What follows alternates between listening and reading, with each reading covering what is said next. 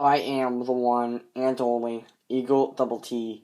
In this video, I'm going to be counting down the top 5 video game controllers of all time. So let's begin.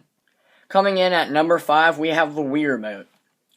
Undoubtedly the best motion controller that there is, far better than the Move or the Kinect, which absolutely were complete ball-sucking trash. The Wii Remote is the original. It has the best button layout when you compare it to the Move, and it has the most accuracy.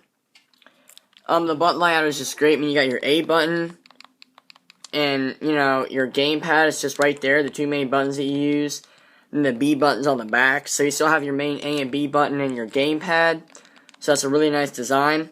Then you have your 1 and 2, which is basically like your X and Y buttons, start, pause, stuff like that. It's really good. I mean, you can hold it like a classic controller, or you can use it as the motion controller. It is quite accurate.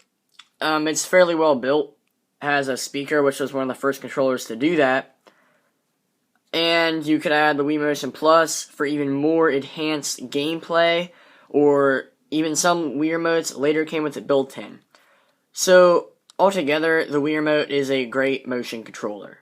Coming in at number 4, we have the Sega Dreamcast controller. One of the more underrated controllers on this list.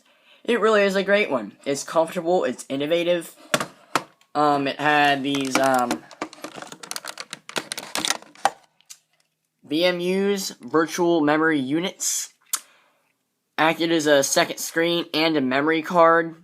Really, really cool. It even has little buttons so you can play mini games on them. You could even hook them together and exchange data. So these things were really cool. It had 2 slots, so you could put VMUs, memory cards, other Sega add-ons, stuff like that. It's really nice. I think the shape of it looks really cool. It's a very unique shape that I don't think really any other controller holds. It is fairly comfortable. It's not the most comfortable controller in the world, but its features do make up for that. The gamepad is fairly nice. It's more of, I think it's good for 3D games, actually more than the joystick, because the joystick, your thumbs slide off really easy. It's really dips in, it makes it good for 3D using. It has a 360 style trigger, which, is always nice. Simple to start a button, it looks pretty cool. Good working buttons, and then the Dreamcast logo.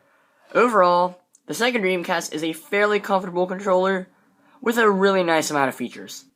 Coming in at number 3, we have the PlayStation DualShock 4. A big improvement over the previous controllers like the DualShock 3 and the DualShock 2. The DualShock 4 changes the shape quite a bit, honestly, while still keeping the same basic button layout. It's a lot more comfortable now. It's a lot more rounded, more fit for most hands. The gamepad is a big improvement. Now it fills in to the middle a lot more. They still don't learn to put good triggers on. The triggers are nothing to be impressed about. But it is a lot more comfortable. It's a big innovation over the previous DualShocks.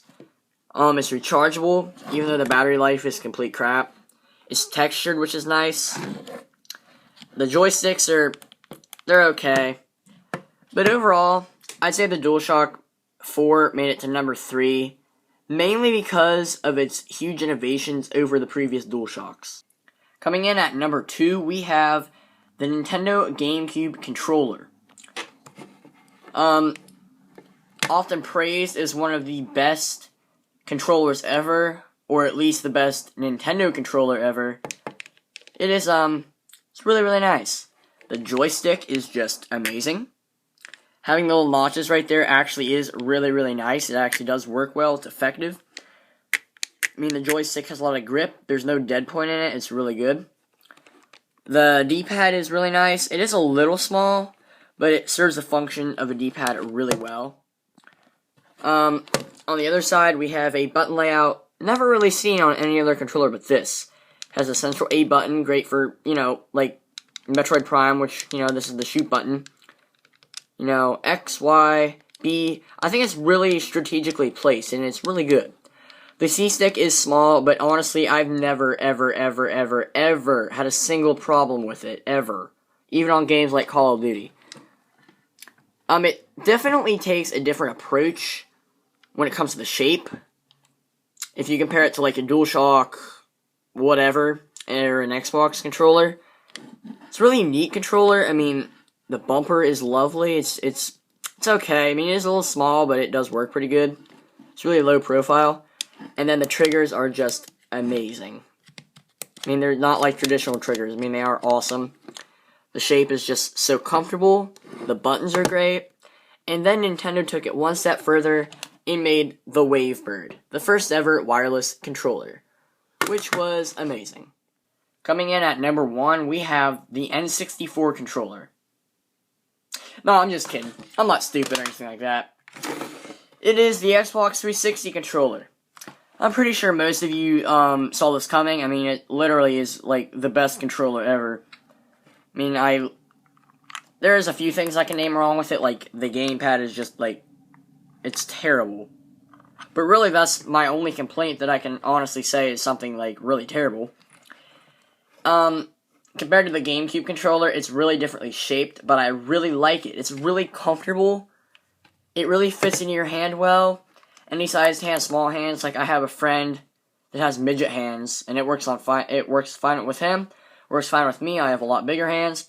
The joysticks are just awesome. I mean, this is like the ideal Call of Duty controller for like anyone on planet Earth. I mean, the joysticks have the perfect like radius, I want to say. The home button is really cool looking. It looks cool. I think Xbox has always had a cool home button. You know, easily accessible start button.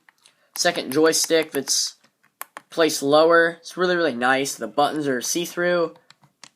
Look great. The triggers are just amazing. I mean, like I said, this is like the ideal Call of Duty controller. I mean, you got the amazing joysticks.